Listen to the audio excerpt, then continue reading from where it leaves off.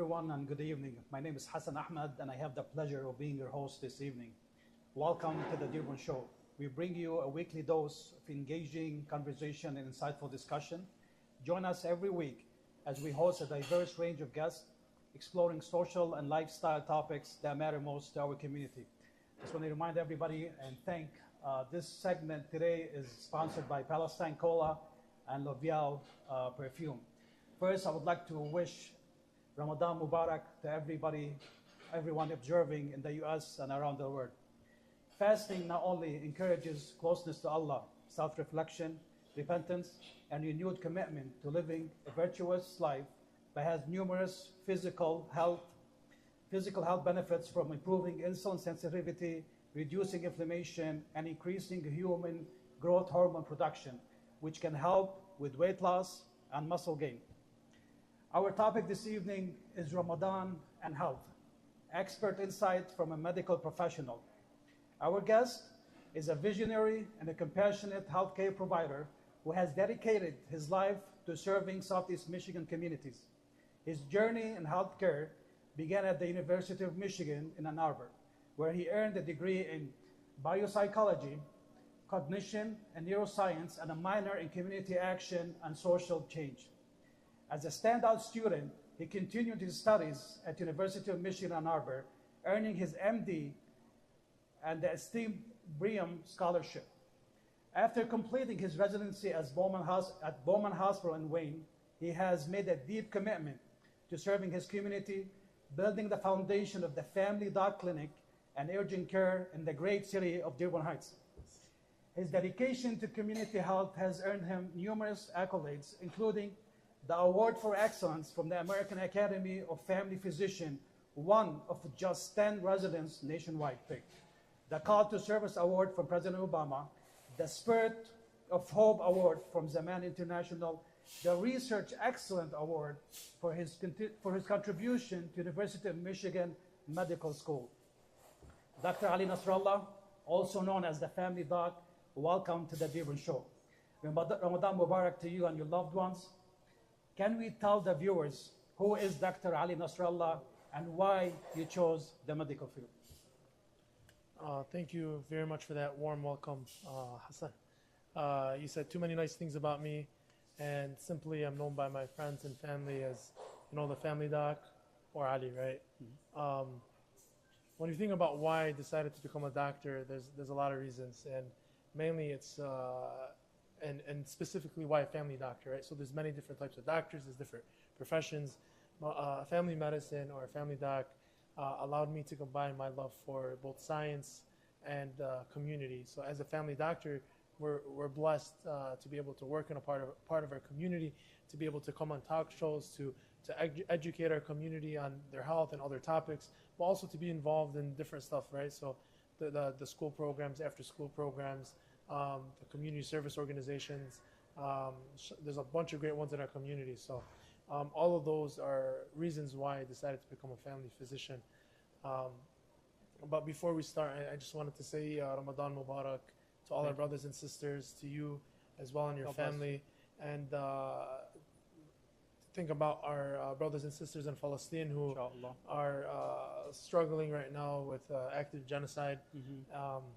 And who aren't so blessed to be able to have a meal and then just have a seat down and peaceful conversation with a cup of tea or even coffee. see a doctor. Or even see a doctor. So, this topic is relevant to us and relevant to specific people, but we got to keep in mind our brothers and sisters in Palestine. Definitely. Thank you, Doc. So we're going to go ahead and start. I had so many questions, especially over the weekend since we posted about this event this evening. I know I mentioned a couple of health benefits to fasting, but the first question is, what are the general health benefits and risk associated with fasting during Ramadan? Yeah. So this is a great question, and I know a lot of people are watching live. So again, feel free to send us a message on the live. I pinned on my Instagram phone number. You can send these questions directly. Or on the Dearborn Show YouTube live too. We just look Dearborn Show YouTube live. Yeah.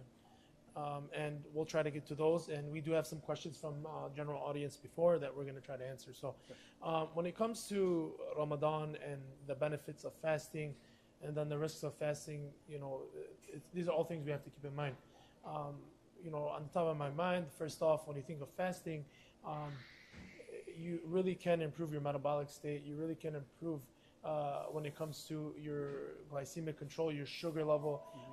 Ramadan and fasting has been shown throughout numerous medical research and journals to improve people's glucose control, to improve their insulin secretions as well as their insulin, how good your natural insulin works. Because your body isn't flooded with sugar all the time, you're kind of giving your pancreas a little bit of rest, a break when you fast. Ramadan and fasting has been proven to help people lose weight. Fasting has been there's a lot of research now on fasting, like you brought up earlier, in inflammation in the body, and what are the benefits to in fasting in cancer. There's research on colon cancer that fasting can improve results with treatment. Fasting can decrease inflammation in the body. Fasting can make it harder. So is it true that fasting can help in killing cancer cells and creating new healthy cells? Yeah, so the research shows this.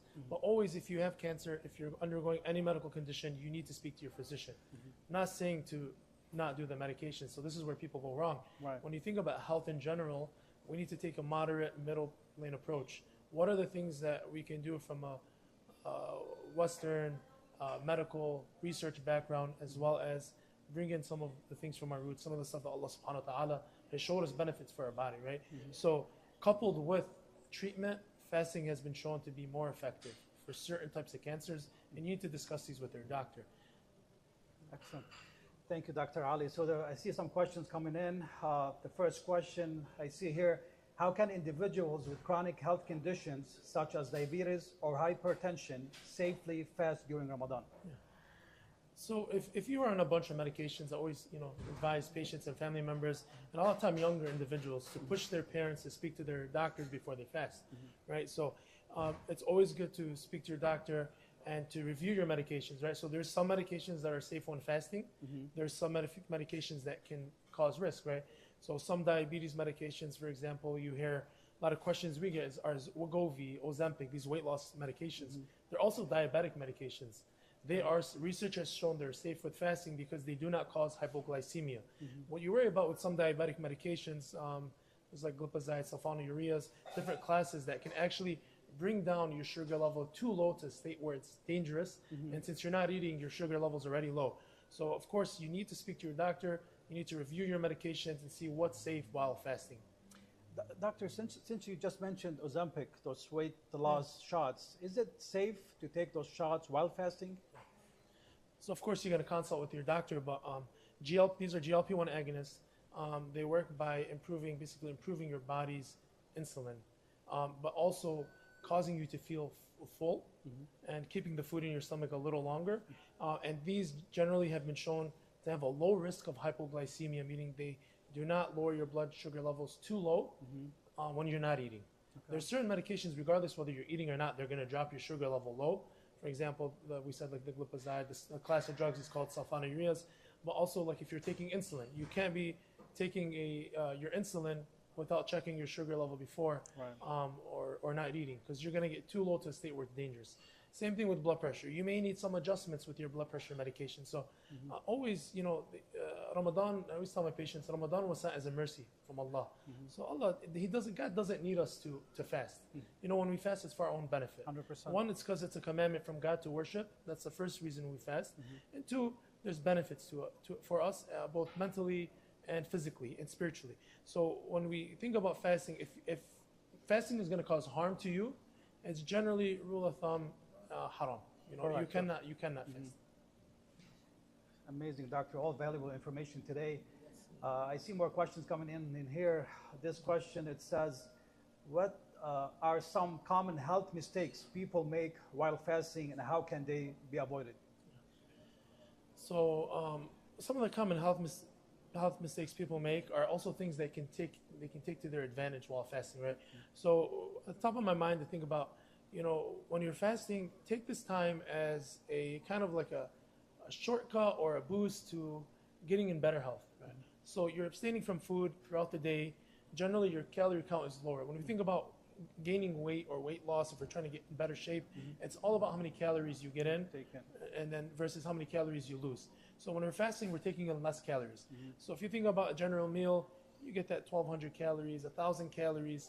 But then what people do wrong is they binge on the sweets, right? And you're having all these sweets, and alone some of the sweets are more than the meal you ate. Now you're no longer going to have that benefit of losing the weight from Ramadan, or feeling healthy, or giving your stomach, your pancreas, your whole intestines a break, which we kind of get benefit in Ramadan. So always keep that in mind. That's one of them. And I know it's well known that sugar is not good for cancer cells. So sugar is not good for anything. For anything. I mean, some sugar, moderation, of course. So since we're mentioning sugar, this is a question that's been on my mind, the doc. So in our religion, it says it's always recommended to break your fast on a date, but date has sugar. So, and from your views in the medical field, is that sugar still harmful to break fast on, or it's not okay to do it? Yeah. So subhanallah, right? So there's wisdom in this, and although dates have sugar, and not all sugars are bad. Right? That's the first thing we're gonna make obvious. Although dates have sugars, they're rich in good sugars. They're rich in antioxidants. They're rich in the good, like we said, the good carbohydrates. And when we think about sugars, a lot of times we forget to think of like something called the glycemic index. So how fast does the sugar rise in your blood? How much sugar is going to be floating around in your blood? And dates actually really do not have that high of a glycemic index. So subhanAllah, you're eating this little sweet, and it's going to give you a rich amount of nutrients, a perfect amount of carbohydrates or sugars in a short period of time, and it's going to allow you to enter a steady state and introduce more sugars while you eat your meal. Foods like rices and breads and those potatoes, those have high glycemic index. Those are going to stick around in your blood. Those are bad carbohydrates, but a date is perfect, very healthy, and it's part of the sunnah, and so I recommend it. I'm not saying eat 10 dates, but if you're going to have one or two, it's perfectly fine. I think it's always recommended to have three, either one or three. Yes. Odd number.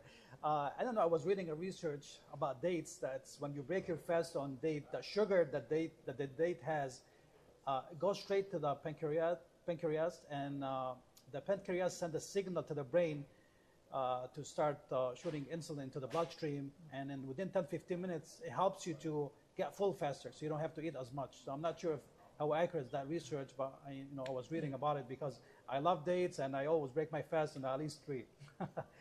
We're moving on to the more questions. It says here, are there any specific health concerns for individuals who are obese or have high BMI? Yeah. So Ramadan is a perfect time for those individuals to take advantage of trying to get a head start. Now, we have to factor in that some people, naturally their BMI is high, no matter what they do, they have a hard time losing weight. But in general, for the most people, fasting is a great thing for these people. So you always hear of intermittent fasting, right? It's something that's been talked about to limit the amount of calories you get in. And when you're trying to bring down your BMI, when you're trying to deal with obesity, it's all about eating healthy and exercising. But the diet is the most important thing. It's completely safe to fast. People say, oh, if I don't eat, I get dizzy. This is because you're so used to being at a sugar level of 200, 300, 400. This is not healthy. This is not normal. So your body needs to get down to a normal sugar level. And then when you're giving yourself a break during fasting, you're kind of giving your pancreas a break. You're improving your body's natural response to the insulin. When you develop insulin resistance, it's a problem because it's kind of hard to bring it back. Your body gets so used to it. And fasting is a kind of way to shock your body for a month. And there is benefit to that. Thank you, Doc. We're getting so many questions in here now. Moving on to this question, it says, some parents try to discourage their kids from fasting, even if the child is of age. Can we put their mind at ease that fasting is safe for children? Yeah. So, parents always know what's best for their kids. They always have their kids' interests in mind. So whenever I have a parent come in, I always listen to their concerns and see if we can come to a reasonable, answer or solution, right? That doesn't mean that, that I'm going to change their mind, they're going to change my mind. But we have to look at each kid individually. For some kids, fasting may be safe. For some kids, it may not be safe, right? When you think of, young teenage females, maybe, starting menstruation, they're already lightheaded and they're dizzy, maybe they can't tolerate the fasting. But for most kids, ease them into fasting once they become of age. start half days, see how they do, increase to full days, see how they do. But one thing we've been seeing in clinic, the biggest issue, and this is the problem, I don't know if someone asked this, but the biggest issue we have with the children is they're coming in with abdominal pain. And I was going to put a video out soon, is we just got an influx of children coming into the clinic with abdominal pain. And the main reason I'm seeing is constipation. So unlike us, we're staying up late. I have work. I'll see you guys tomorrow at 8:30. I'll be at clinic. But I'm staying up late. I'm getting my water in throughout a long period of time. But kids still have school. They got to get up, be up early for school, so they're sleeping early. If thought is so late, by the time a kid eats, they got an hour, half hour, then they got to be in bed for sleeping. So they maybe get 1 or 2 water bottles in. If they wake up for suhoor, if their parents can get them up, they get it in. But they're not drinking a normal amount of water, and because of that, these kids are causing constipation and they're having abdominal pain. So that's the main problem I'm seeing with as a side effect of fasting for kids. Okay. So basically, it's every kid is different. So. Yeah. Okay. Moving on, Doc, to the more questions. It says here, is there any specific food or drink that should be avoided during Ramadan?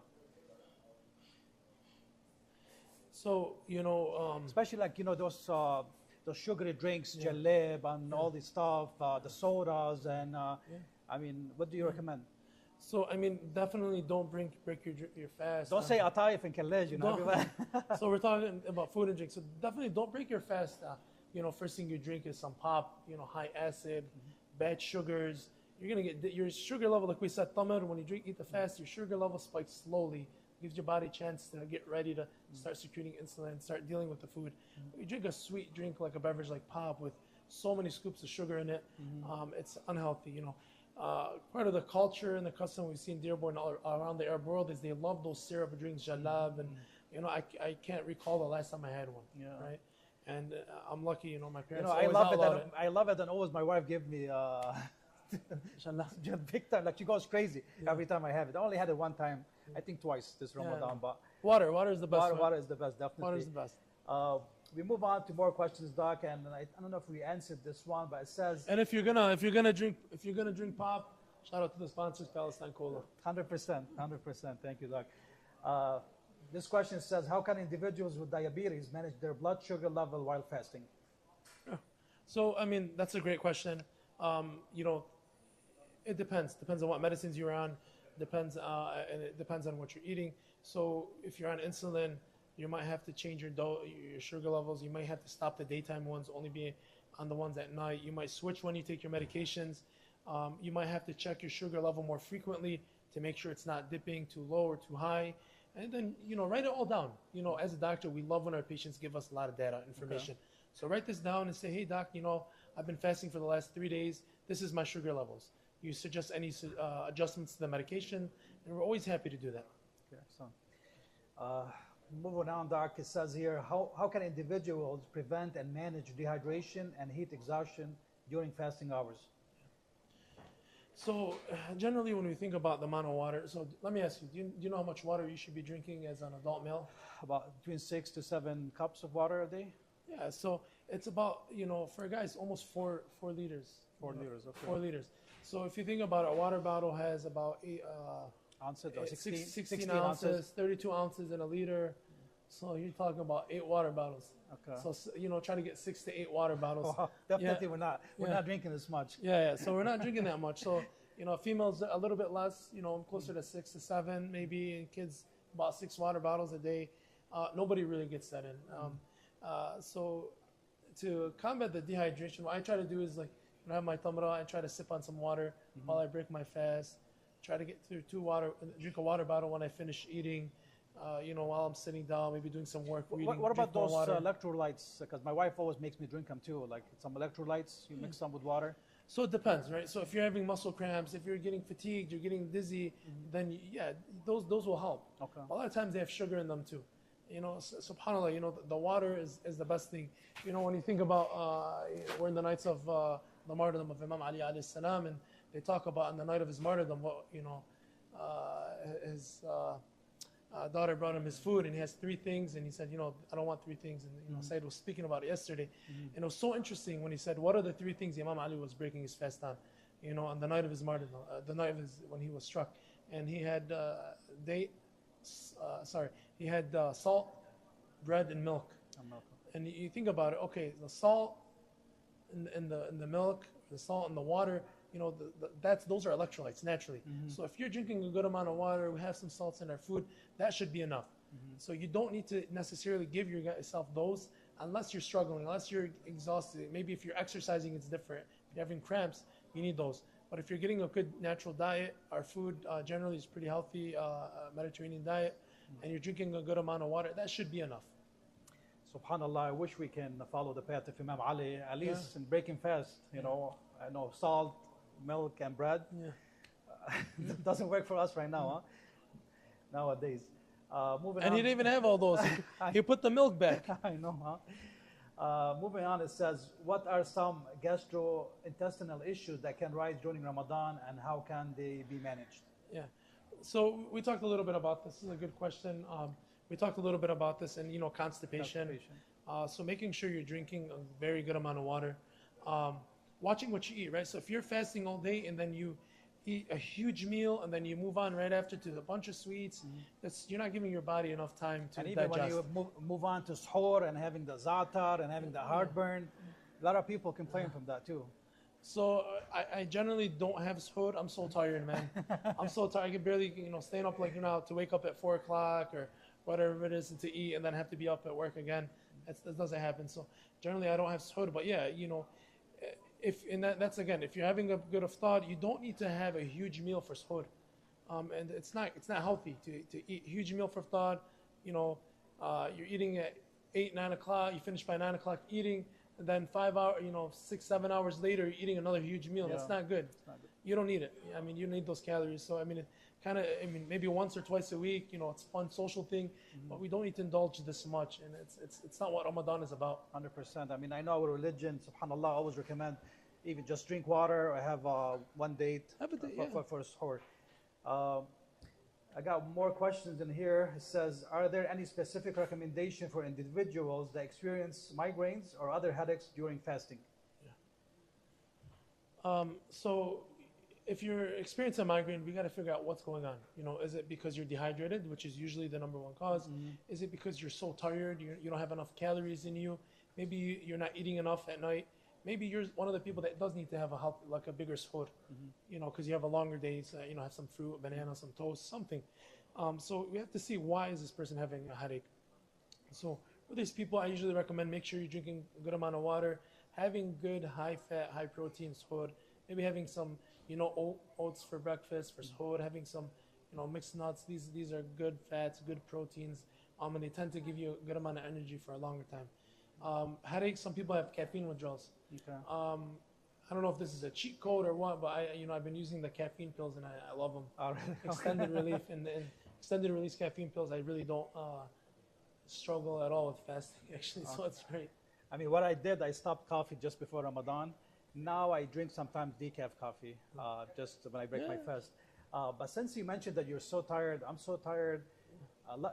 We're talking about migraines and headache, and I think a lot of people, they complain from headache and migraines because of lack of sleep. Yes. We're not getting enough sleep in Ramadan. By the time we break our fast, so by the time, finish going to the mosque, watching our show, that's 12, 1 o'clock in the morning, then you have to wake up early for prayer.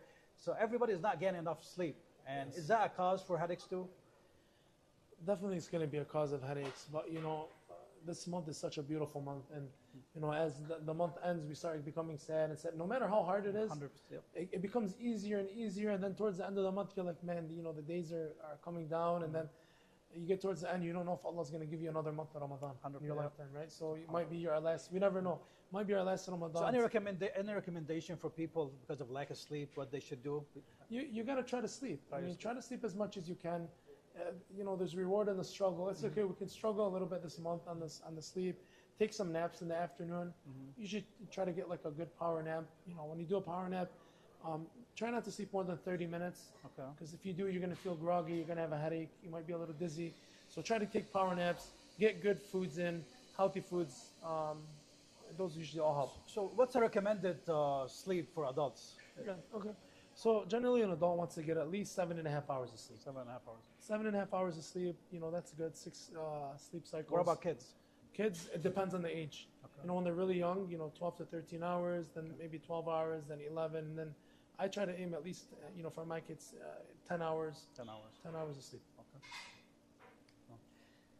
You see more questions coming in here, and this question says, how can individuals that go through muscle cramps during fast deal with it? You guys are sending in all these good questions. So muscle cramps, I mean, a lot of times it can be from electrolyte abnormalities or dehydration, right? So when you're dehydrated, this also impacts your electrolytes in your body.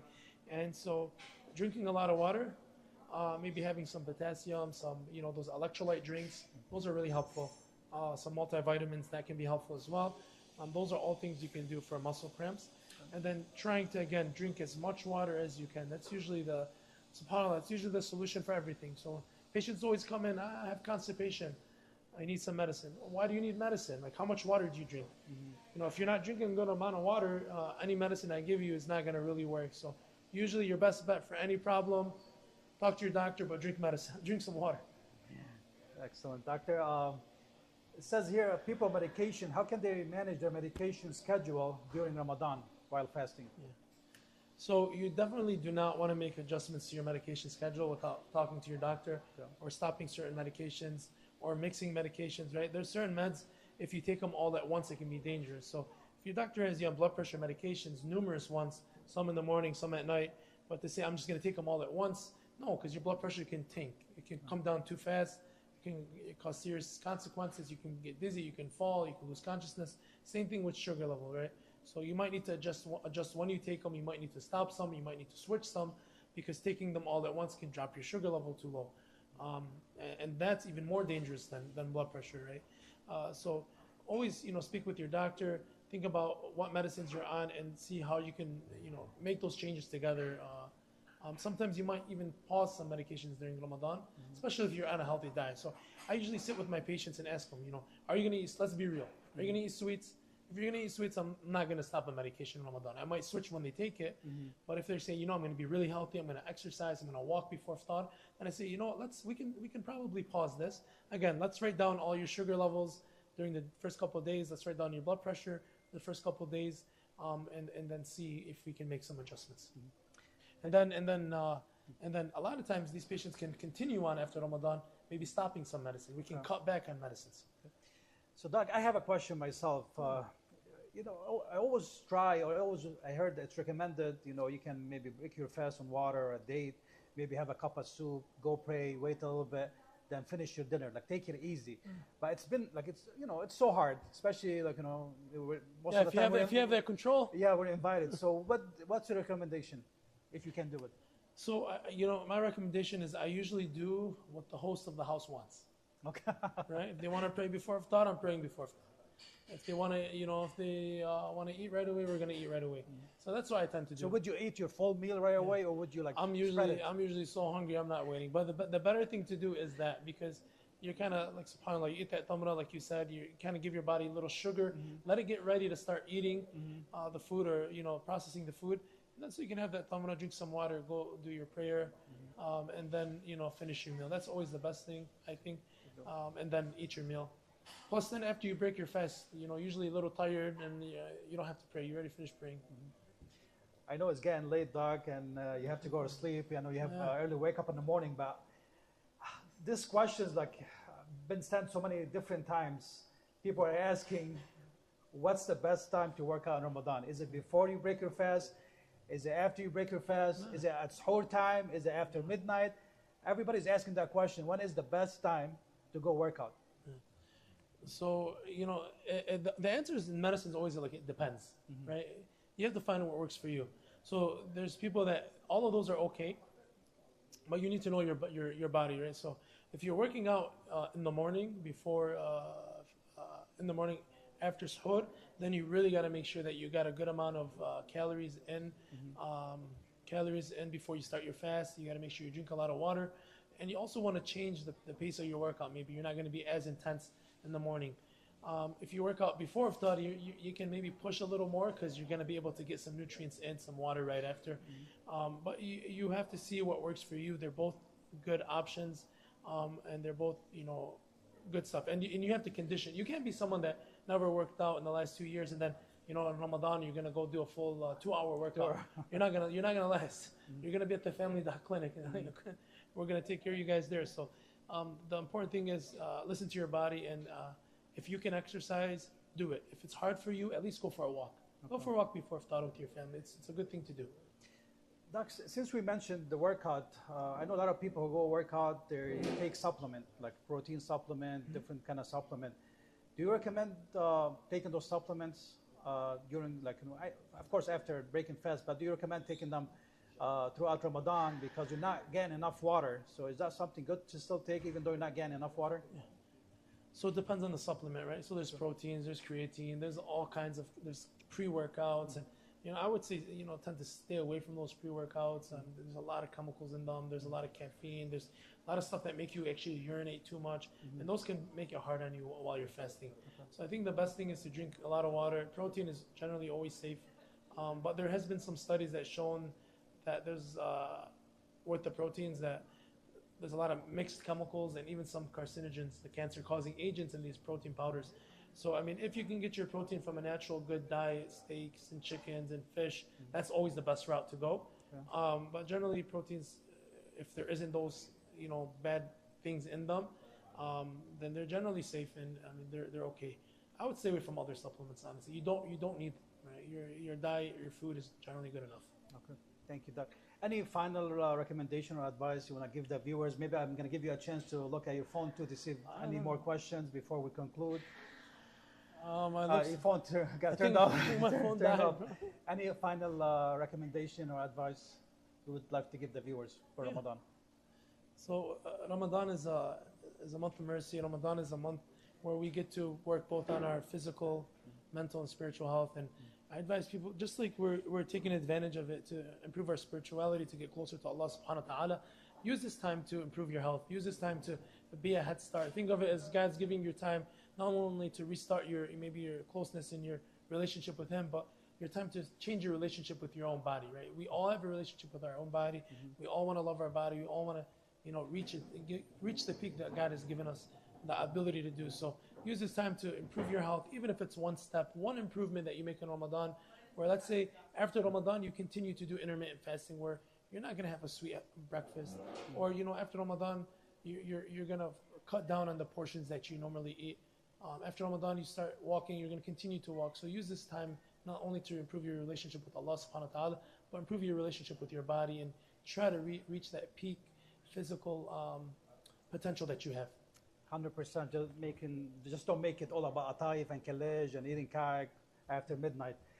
I hope we all can take the holy month of Ramadan as an opportunity for spiritual growth and holistic wellness.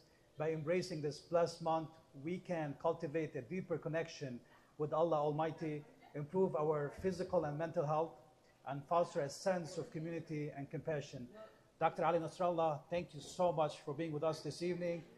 For all your medical needs, make sure you visit the Family Doc right on Warren and Gully in Dearborn Heights. Can you mention your phone number, Doc, the clinic? So clinic phone number is 313-914-3666. You guys are welcome to come in anytime, both for primary and urgent care. We're happy to take care of you guys. Excellent. Thank you so much, Doc. Thank you, everybody, for being with us this evening. Make sure you tune next Wednesday to watch us with the new guest, Ramadan Mubarak. Keep us in your prayers. Thank you for watching. Stay classy, Dearborn and Dearborn Heights. Yeah, for sure. Assalamu alaikum. يلا good. It turned off. طفى التليفون. يلا, let's see. Ask them if they got any questions from the audience. حبيبي.